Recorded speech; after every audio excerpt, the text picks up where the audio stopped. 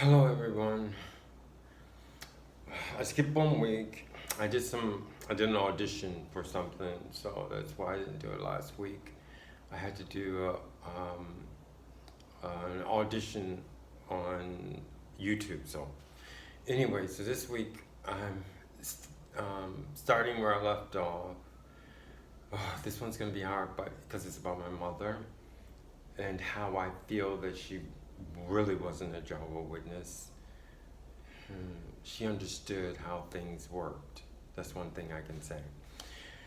I don't think that she went to, I'm positive. I think she went up to the 6th grade. Oh, yeah. I also have, I'm doing some work on my teeth. I'm always doing work on my teeth. So if you see something really strange here, it's because I had to get something for a cap and they had to cover this amount because the tooth needed to be exposed more, so they cut the gum a little bit. I'm sorry if it's gross, I just wanted to explain it to you.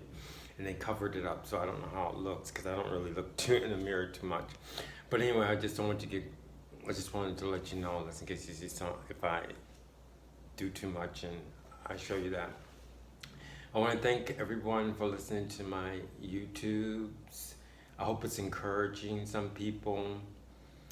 And I just hope that it helps families, because I know a lot of families are separated because of the things that happen to them as far as being a Jehovah Witness, which is sad. And I also learned something that some people can't get out. I mean, some people are tortured inside the religion because there's no way out. It's sort of like what this one is going to be about, because like my mother, I think that she was tortured because there was no way out for her, but there was something that she had to decide to do, that she decided to do for her children. I think it was like when I'm saying she also had to get married. I know she's not the only one that it happened to, because I know a lot of ladies got married because it's just the way the system is, because for their children or for a better life. It's just the way the system is set up. And as we go through time, we learn a lot from history as a world, and we make things better. And that's what I hope. I know a lot of people make things better by their YouTubes, not just on this subject, but on different subjects, because I learned a lot from people in other things also. So I do think it's a good, how can I say, I just lost the word. It's a good medium, okay, to help people. So I want to thank YouTube. I want to thank everybody who listens to my videos, my subscribers. Thank you very much. And now we're going to get into it. I'm going to talk about, like I said, my mother and how she had to be in the religion and she was stuck in the religion. So now I know that I hope I help people who are in and can't get out, just to let them know that, that God is with them no matter what. I mean, He understands. I mean, it's just like what I'm almost sure. It's like Serena Williams. Okay, she never got baptized from what I heard. She's a tennis player. But I know God has helped her so much because she helps out so many people. It's just that she's a special person. And I guess because of the way she is, she helps so many people. And that's why she got the treasures that she had. Otherwise, I don't think that she would have went that far. I mean, sort of like that.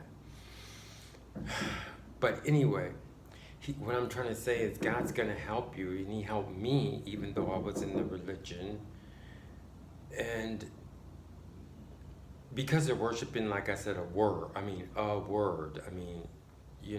it's just something that they figured out to where they could fool people, whether to make money or just because of something that Satan set up or whatever. I don't know. I told you it's very powerful.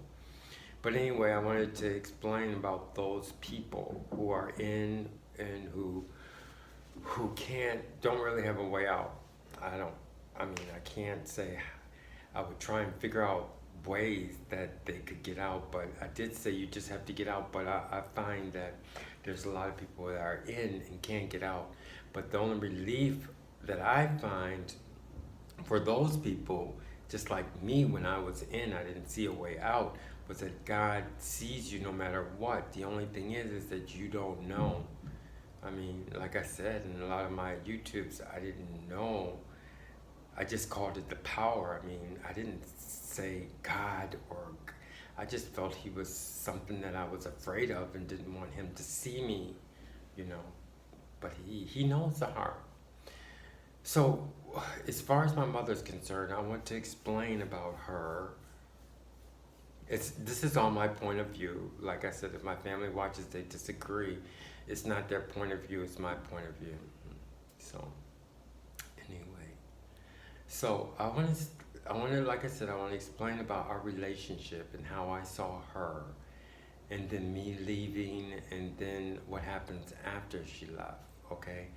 And I know that there's a vagueness about far as life is concerned. My one thing, my ability or my talent when I was young, I think the only thing is that I remember so many things.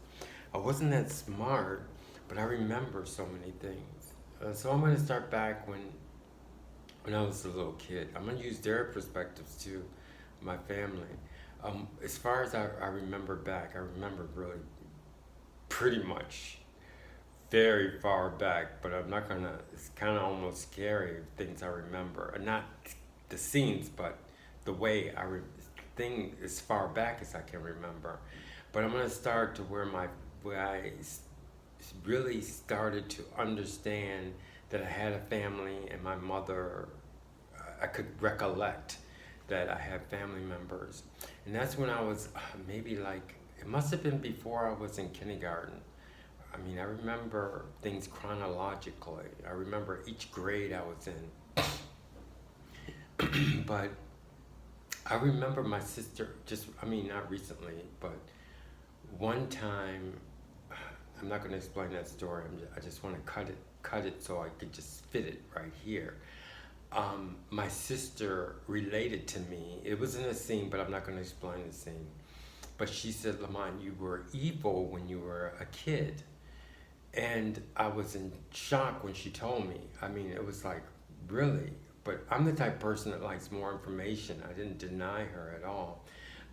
But for this YouTube, I had to go back to that time and see where did she find out that I was evil. I remember I'm going to start when I got very sick. This is when I started noticing and recollecting family members and my mother and my father, the roles that they play. I got very sick. She said I was evil. And it must have been something, first of all, we're very close in age together. Very close in age together. I think as close as you can get from one child to the next without being twins. I would have to say she was a little bit jealous. I mean, anybody would be, because she was my father and mother's first child. But anyway, she said I was evil. So I had to kind of see where she could see that at. But I remember when I got very, very sick, it must have been around when I was in kindergarten, because I remember each grade that I was in. And I remember being in kindergarten. But I remember, some things I remember, I did always like Friends. I remember when I was a little kid and I was pretty much waiting for my parents outside the school, and they had these two guys, and the two guys were fighting over me, and it's two kids, and they were fighting over me, and they go, wasn't I your friend first, or wasn't I your friend first? And I liked both of them as friends. And they were fighting because they felt that they were my friend first. So that was kind of strange. And I remember sitting, like being outside waiting and having them fight over who was my friend first. So I was the type of person that liked friendship. A kind of kid that liked friendship and liked friends and had friends. I mean, I mean, I had friends as far as that was in school. But anyway, I got sick. I got very, very sick.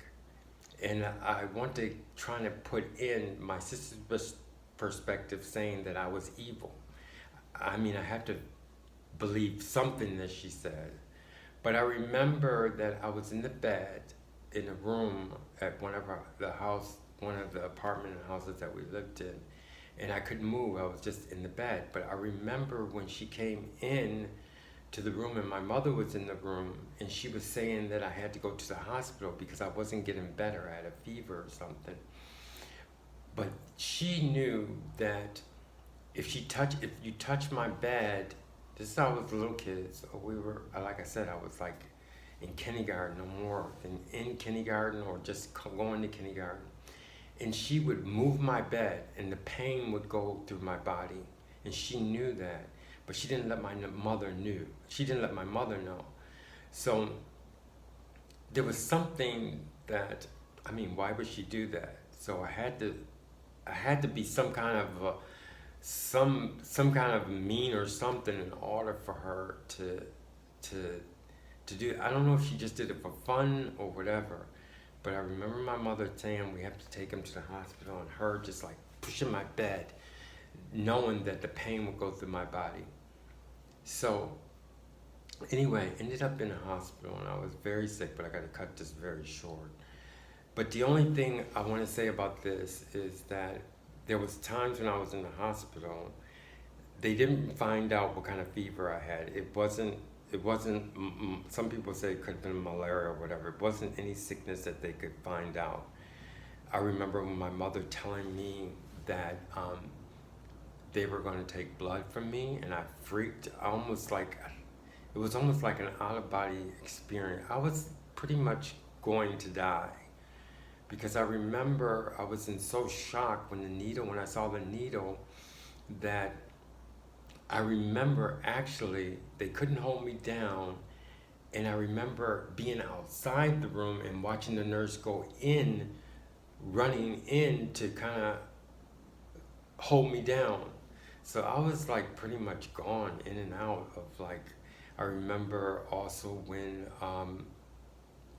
they were going to put me in some kind of cold thing or cold water or ice, and I remember being on top and watching all the people coming in to visit me, and I was like in the ceiling just looking down at everybody. So I was pretty much gone. I mean, but anyway, I guess God didn't want me to leave, and it was really something else. But one of the things that I felt the reason why I'm saying this because that I felt that I was kind of evil was the fact that one time there was this guy who would come in, and now that I see, he seemed like he was really nice, okay? But he would come in, but I would smell something really bad whenever he came in. I don't know why. But it was like I can't explain what it's like, but it was stink. It was like, and every time he would come in, he was very nice, and we would watch TV. The only thing he would do, he wouldn't approach me or anything. He would just sit on the chair in front of my bed and watch TV, but he annoyed me. And I remember the third time he came in, I screamed at him, saying, "Get out of my room, you stink," and just really making a big fuss.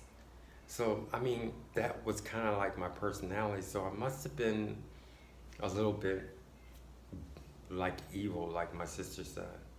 Another thing I remember when I was that younger than that, I was afraid of vacuum cleaner, I was afraid of the toilet, but I would hit my head on the ground, on the floor, okay, wood floor, but I remember it wouldn't do anything. I would just hit my head on it. So I was kind of like a weird child, okay? But the thing about this sickness did kind of help me in as far as my relationship with other people, because I remember my father coming in and visit me, and he bought me a gift, and I remember his kindness. I noticed him then, and I started remembering how loving my mother was, because she would talk to me about things, and I got used to them taking blood from me to where it was no big deal. But then when we got home, I was spoiled. And I'm telling you this because it shows you the type of person I was and how I not change when how I receive information, how I used to receive information, and how I learn from it, and how I make corrections. I was a child that would make corrections, okay? So I think that some children are really, really like evil or mean, but I think that sometimes we don't know that if we just explain to them certain things, that that they will probably just turn around, but we never think about it. And so I remember when I come back from the hospital, and and everybody, all the kids playing with my toys that I had, because they gave me a lot of toys. My mother's friends, just so many toys, and everybody was playing, and I got mad, and I said, "This is my toys, you know." And my mother said, "Lamont, go to your room. You have to share." And I remember when she said share, it was like share. And she showed me that I had to share, and it was like something that I learned. I would have never shared. I would have never learned the word share if she didn't say that. And I went to my room. I always took discipline very, very well. I mean, I didn't like, oh no, no. I just got up and I went in the room, and I thought about sharing, and it was like my world opened. Share, you know. So I learned about sharing with others. So that's very important. And I changed. You know, it was just like another thing when I was in. So I tell this story to show you how I received information, how I was really. So it wasn't that I was just so. I guess I was bad, but I had to learn something from my parent, from my mother. And I started noticing my brothers and sisters then more when I learned about sharing. Then after that, I remember when I was in like second grade, and I wanted to cheat on the spelling test because I wasn't good at spelling. So I put the words that I had to spell on a piece of paper. Little did I know that it was so easily noticeable, you know.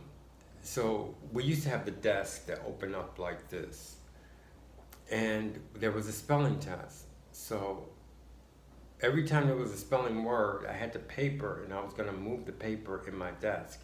Anyway, as soon as the spelling test started, and as soon as the teacher saw me do that one time, he goes, "Lamont, don't cheat. Stop. You can't take the test anymore." And I learned from that. I didn't cheat again. After that, I didn't cheat again. And this is the last one, stealing. I remember my mother made a cake, and after she finished the cake, she put it on top of the refrigerator, and I thought I could steal. I thought I could take a piece of it and she would never notice. Anyway, I got in trouble for that, disciplined, and I never stole anymore. So that's pretty much how I was when I was a little kid. Now going up to my father and my mother. When my father passed away, my mother started beating me with like the extension cord. But I told you I was very good at discipline. I think she beat me maybe 2 times or 3 times until I got used to it. I mean, I would get used to discipline so quick. And then I told my sister, I said, "Ma, this is next time," because she was pretty much whipping me with the extension cord or beating me with the extension cord. I'm almost sure it was after my father passed away. So anyway, she started beating me, and after the 3rd time, it wouldn't hurt. So I told my sister, as a secret, I said, "She's gonna beat me with the extension cord, but it's not gonna hurt. But I'm gonna act like it does." So anyway, I got beat with the extension cord, and I went to my sister and I started laughing, and she told my mother. But anyway, my mother figured out that there was no way. She told me I'm gonna move this a little bit. She told me it's pretty hard to discipline you. I don't know what to do. But anyway, little did she know that that's all she had to do is talk to me. But anyway, she figured that later on. So as we're growing up, my mother gets married again. I told you some stories about how we were, about how I didn't like my stepfather. But now she understands me more, and we move, and we're in a new house, and in a new family.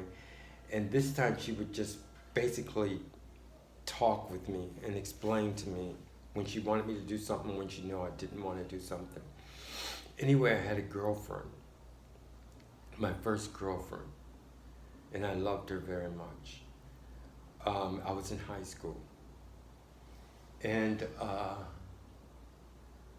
my parents and her parents, it was two families, both of them Jehovah Witness, and they would leave on Wednesday, and we lived in the same neighborhood. So when our parents would leave to go for dinner or whatever on Wednesdays, me and the other family, me and my sister, I don't remember my little brother. I don't know how he's not in the picture, but he must have just, he just must have came along with us. But anyway, us and the other family would get together. My sister liked the brother, and I liked the sister. And we pretty much would have done something if my mother hadn't stopped us. But I remember I wrote her a letter, a note, and on the note was, our love letter. And my mother found the love letter. Anyway, I was sleeping in bed, and when they got back from their, going out, I was sleeping in the bed. She used profanity, so I'm gonna use blank and blank, but one blank is the guy's organs, and the other blank is the other organ of the lady, but that refers to the butt. Okay, so anyway, she got me out of bed. I was like in ninth or 10th grade. And it was like 2 o'clock in the morning. She put me out of bed, and she told me she found the note of the girl that I was liking. And she goes, "You're not gonna like her." And I remember exactly that time. We were over by the stairs, and I was looking out the window, and I knew I wasn't ever gonna forget this. And she goes, "You're not gonna like her."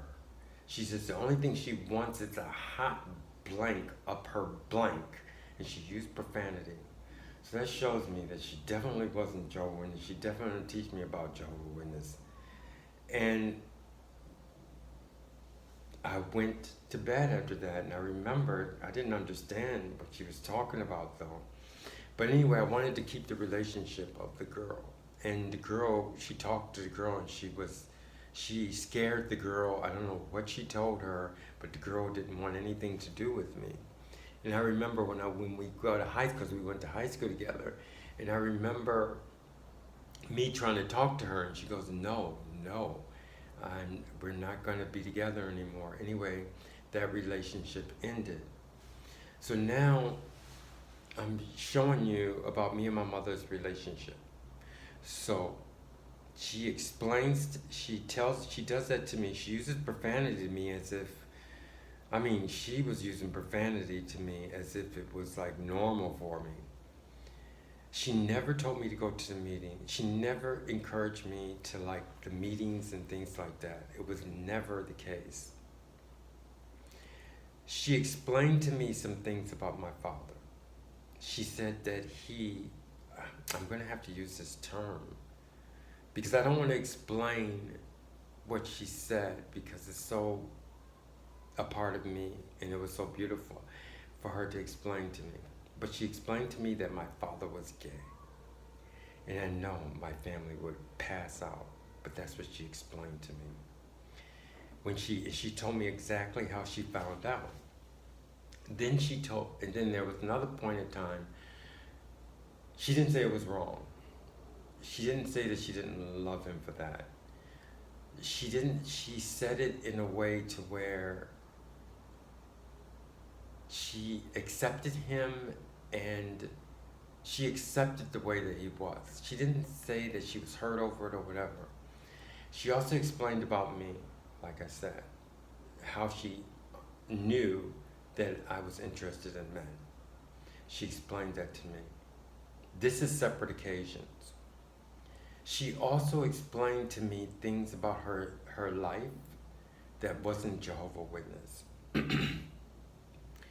I mean, she let me know that,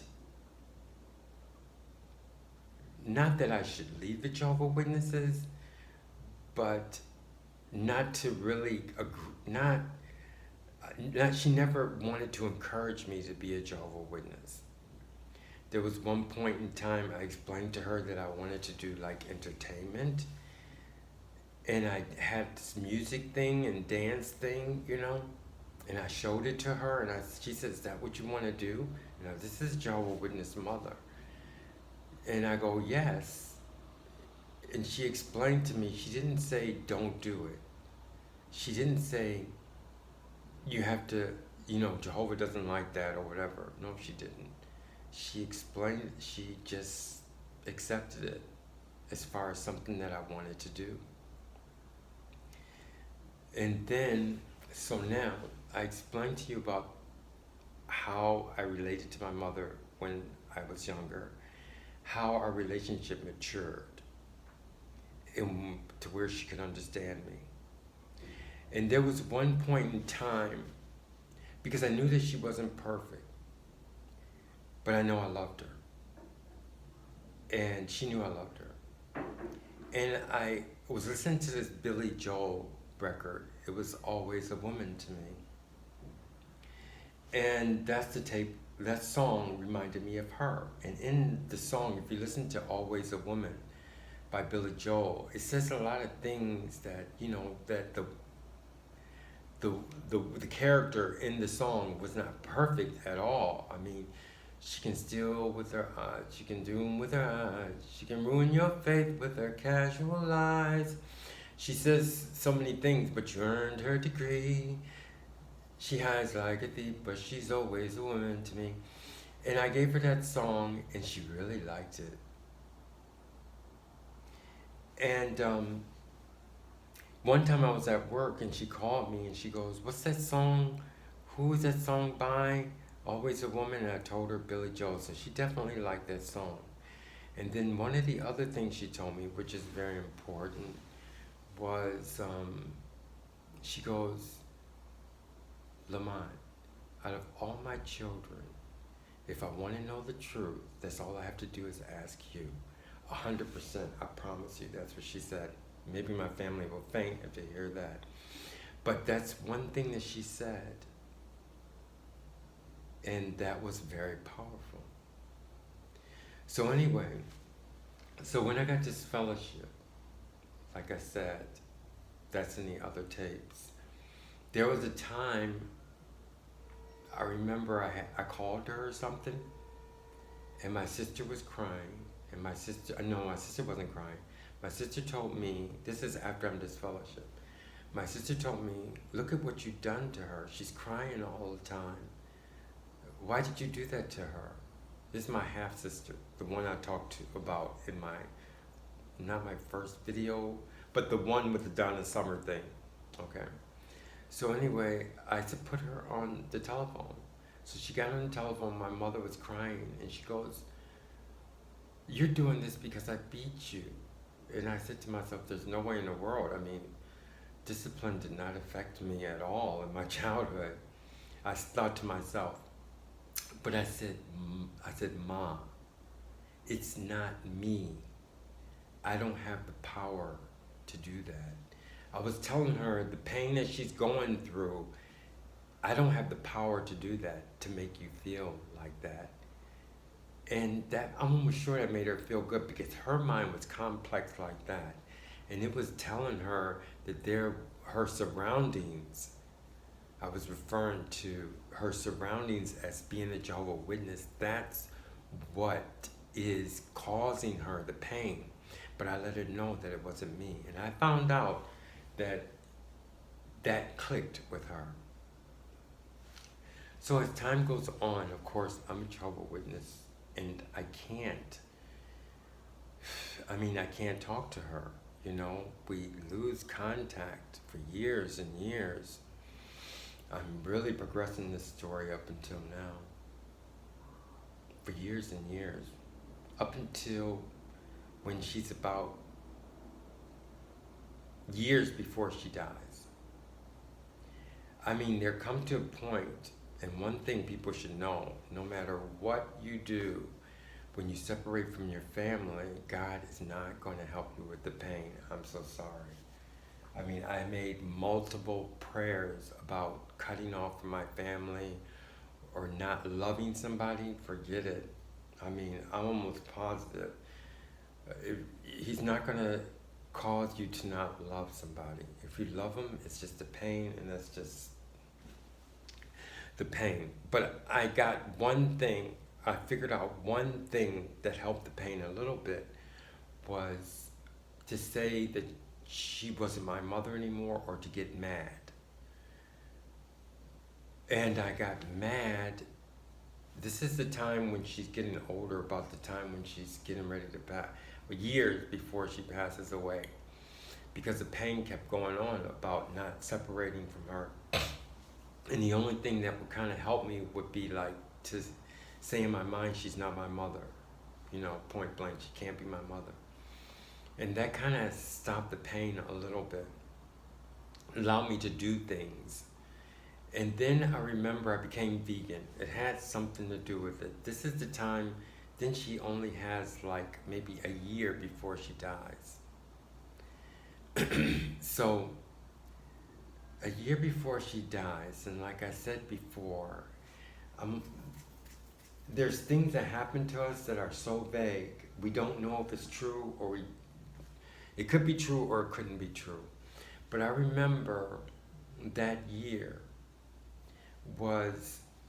I would go to sleep at around maybe 10 o'clock, and I would wake up like in an hour or half an hour, and my whole body would be in pain.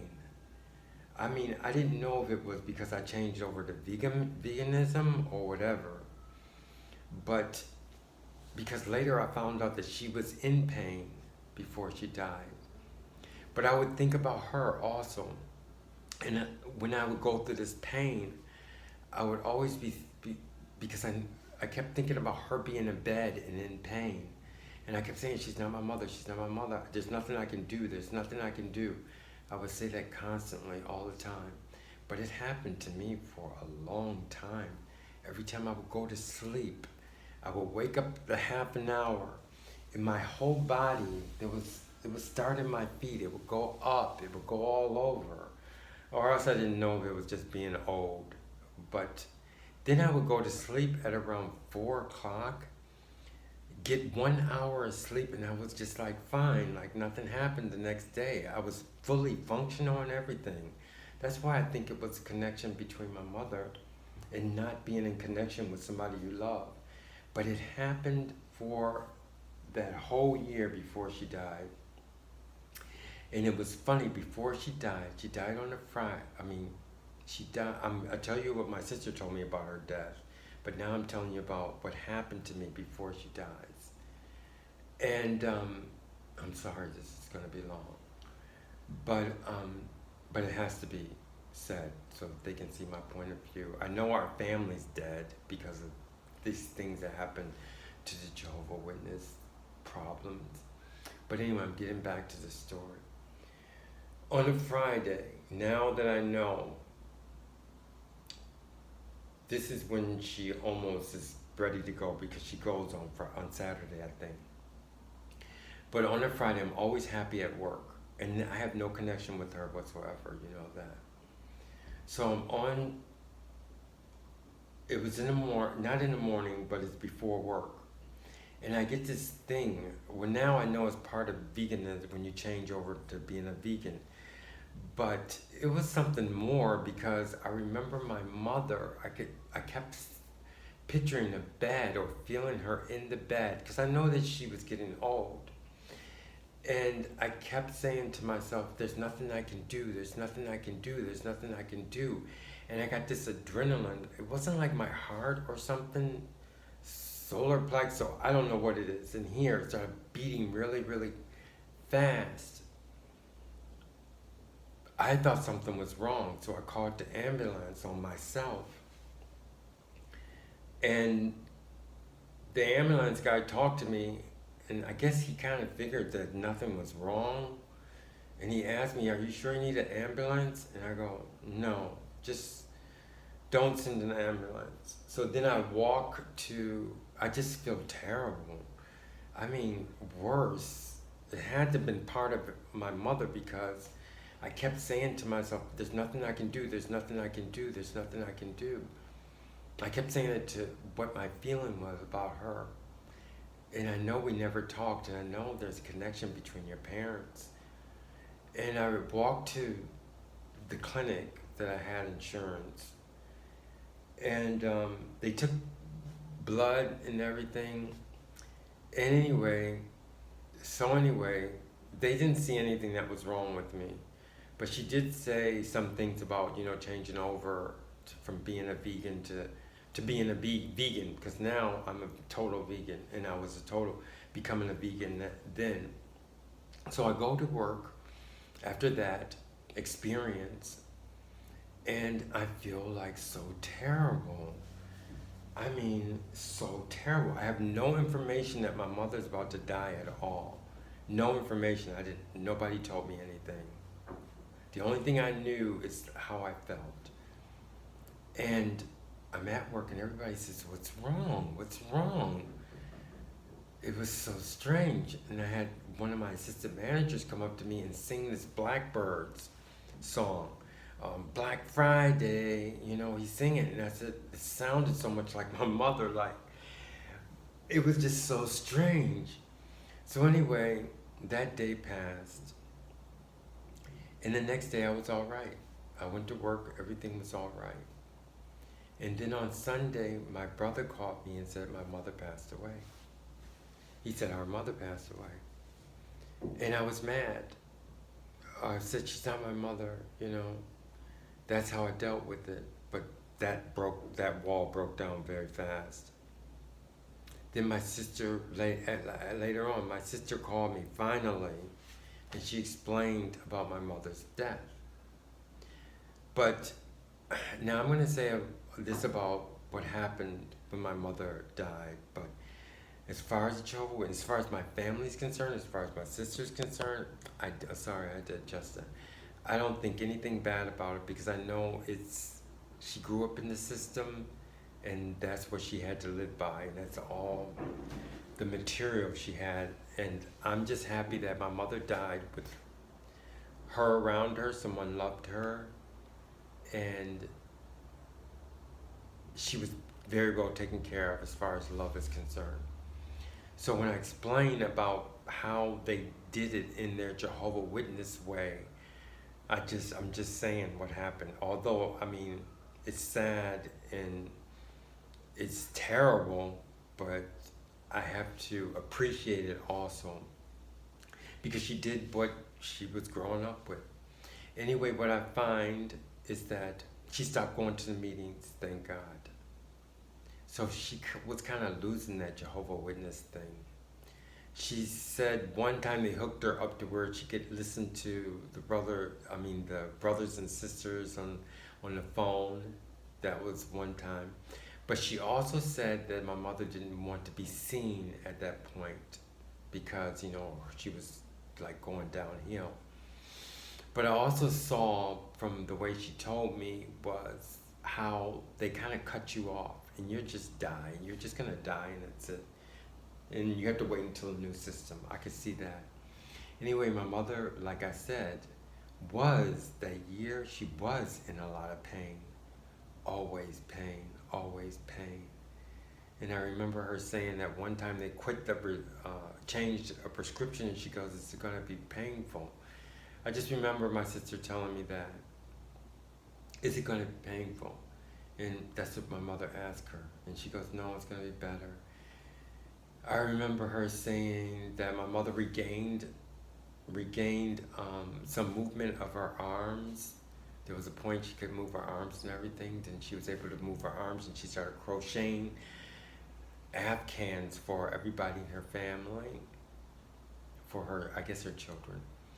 And I remember she told me, and this is breaking a lot of Jehovah Witness custom, because she wanted to see me. Okay, I know she wanted to see my other brothers and sisters, but I'm just telling you about me. Because you're dealing with me, so I'm just telling you from my point of view and what she thought about me. I mean, I guess I can add it. She wanted to see my other brother who was disfellowshipped also. But I know that she wanted to see me because she needed, my sister said, one time they got a picture of me and my brother. And she came to my mother and she goes, I have a surprise for you. And she goes, what? And she goes, her surprise was a picture of me and my disfellowship and my brother. So that shows me that she wanted definitely to see us. But like I said, this is the system, this is the way that my sister grew up, and this is, I mean, they didn't tell us anything about her being sick. She was sick for 3 years and never said anything. She died, they never said anything, they waited a day afterwards. So anyway, she wanted to see me and she wanted to see my brother. So that was sad. And they left her with just a picture. And she looked at the picture and she goes, my 2 handsome sons. And that's what my sister said. So I'm really proud of my sister at least relating to her that, and at least getting the pictures to her. You know, it was just amazing. And that does not go along with the Jehovah Witness scheme. And another thing my sister said, and I have to thank her for that, was she told me that when this also shows that my mother was in no way a Jehovah Witness mind, when she passed, she said, I love all my children. I love all my children. That's exactly what she said, which certainly kills her Jehovah Witness theme inside of her, which shows that she was in no way a Jehovah Witness when she passed away. Now, the only reason why I think my sister was able to do that, this is getting away from the story, but my sister has my full sister, she has one thing that helped her, I think, to be able to kind of go against the rules. And that's when she was coming up, she fell in love with somebody at work, okay? Love at first sight. Yes, it was. The way she explained it to me. And I guess I'm not going to tell you the story. I'm going to come out of that story. But she couldn't be, they wouldn't let her have her wedding inside the Kingdom Hall just because she married someone. He became a Jehovah Witness, but the starting of their relationship was the fact that she fell in love with somebody outside the organization, but he became a Jehovah Witness.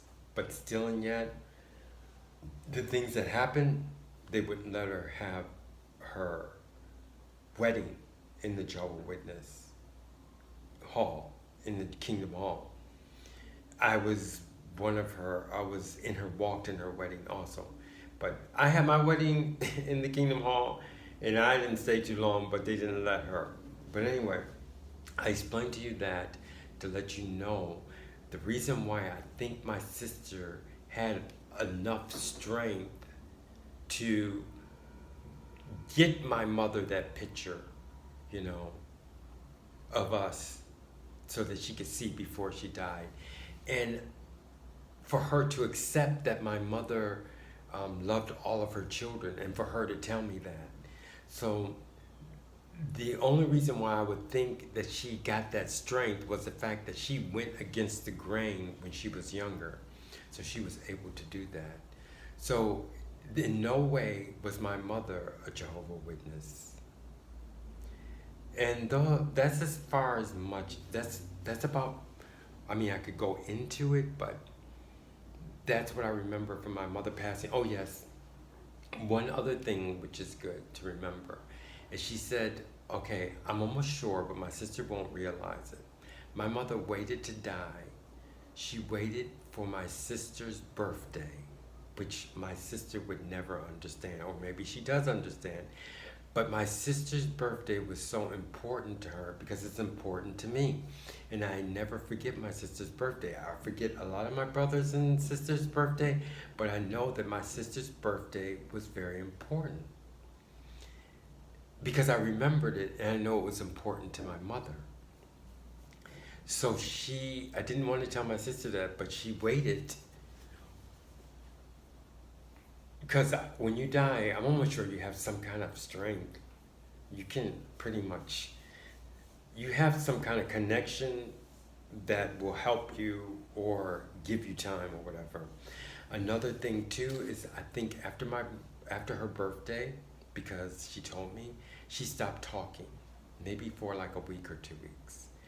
And another thing too is just before she died, that Friday I was feeling really bad, I was telling you about. She in a hospice was looking at her, and my mother and my sister said, my full sister, she goes, if I could just see her smile one more time. That's exactly what she said. And even though my mother was about dead, and this shows you, and my sister has to notice that you don't just die, because she gave my sister a smile. And the funny thing about it is how life is that the last year, because every time she dies, like every time it's her anniversary for her death or whatever, I remember. And the last one, I remember Always a Woman by Billy Joel. His album cover, when I looked it up, Always a Woman, it had a face of a lady in bed. That's the creepy part. And last time, I didn't notice it at all. But if you listen to the tape and I mean, I know some things are boring, but if you just listen to this whole YouTube, you'll see what I'm talking about. But I'm not going to go back about Always a Woman. But that was the song that I gave my mother, as I said earlier in this YouTube. But the last year, when she passed away, it was this year, when I looked up Always a Woman, I noticed that he was in the bed with this face, and it reminded me of my sister saying to my mother, if I could, she's like almost dead because she dies on Saturday. And she told me that she kept looking at her, and the hospice kept looking at her. And she goes, if I could just see her smile one time. And my mother smiles, she said, and that's it. She smiled for her. So there has to be something, some kind of setup before you die. Now, she dies. Like I said, I already went over that story. Now, I get into gear because I become a Catholic. And I'm a Catholic, but I'm not trying to get everybody to be Catholic. If you're another religion, fine. I don't put anybody down. And I think it's important that we have different religions. I do. I think it's important that we have different religions. Even Buddhist religion or whatever, I respect all the religions if that's right for me to do. If God lets me do that, I'll say that. Okay? But anyway, I'm a Catholic. And I was going to the church where I was going all the time, like every week. I got to explain to you this, and this closes this YouTube. Just to explain about Jehovah Witness says that there's not life after death, but there is something there. And this is probably be the longest YouTube I ever have, because I don't think I'm going to do one next week though. So how can I put this? Okay, so now I want to explain to you something about when I was younger. I mean, after my mother got married again, I got to tell you this so that you understand what I did, what happened to me after she died. When I was in my stepfather's house, when I was coming up, I used to buy things. I was working at a department store, and I would set up my room like an office. I mean, I didn't do anything secularly, but I just set it up like an office. And I remember one of the things in my room, I got a fig tree. I would buy carpets in my room. I bought a desk for my room, and I bought this fig tree for my room, rather large. And I love my fig tree. So now, just a story to put together about something that happened to me after my mother dies. Now I'm back to the story. I wanted to do something because I couldn't go to the funeral. So in the Catholic religion, you have intentions. You can get an intention, and they'll mention the person's name in the mass or whatever. And beautiful idea, because I couldn't go to the funeral, and I'm Catholic. So I get an intention. You give some money, but I mean, just like you're gonna pay for a hip hop record, or you're gonna buy a record, instead of paying money to them, I pay for my intention, maybe like $5 to $7, I don't know. But anyway, I did the intention. You got to look it up if you want to know what an intention is. So the time of the intention. Now I was going to the church constantly. I noticed everything that was there. So this is the day during the week for the intention. And he was saying the mass, and then he got to the intention, and I just wanted to hear her name. And during the mass, at the end of the mass, they were given intentions, and he said my mother's name. And I was so happy during the intention, because I believe 100%. Not because I believe this is what the religion that God wants me to be. Maybe God wants other people to be in other religions, but he wants me to be Catholic 100%. That's what he wants. So anyway, I get the intention. I hear my mother's name, and I'm happy, I'm elated, thank God. So after the intention, I get up, and I notice the fig tree.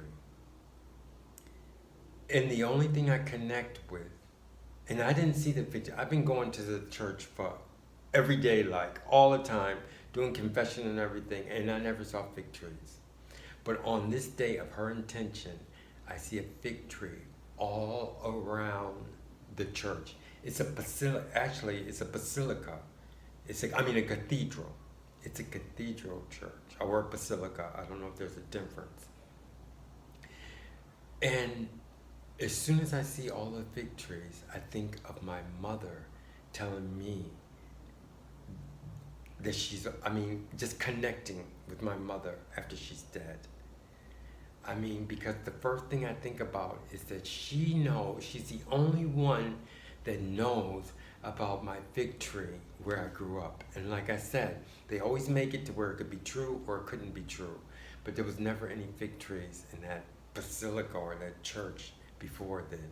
And as soon as I saw them all around, just like the one in my room, of course I thought that. So that's one thing. As time goes on, I remember a dream that I had, and I'm almost sure there's no way in the world God's gonna just leave you hanging with you're just dead and that's it. It's more organized in this world. So now I'm gonna finish dreams, and that's gonna be it. This is like evidence to me that my mother went to heaven or whatever. I can say. The first time, I just had a dream that of course I'm not gonna forget it. I was walking through this room. It was several rooms, and I got to this room, and my mother was sitting. It was like a waiting room.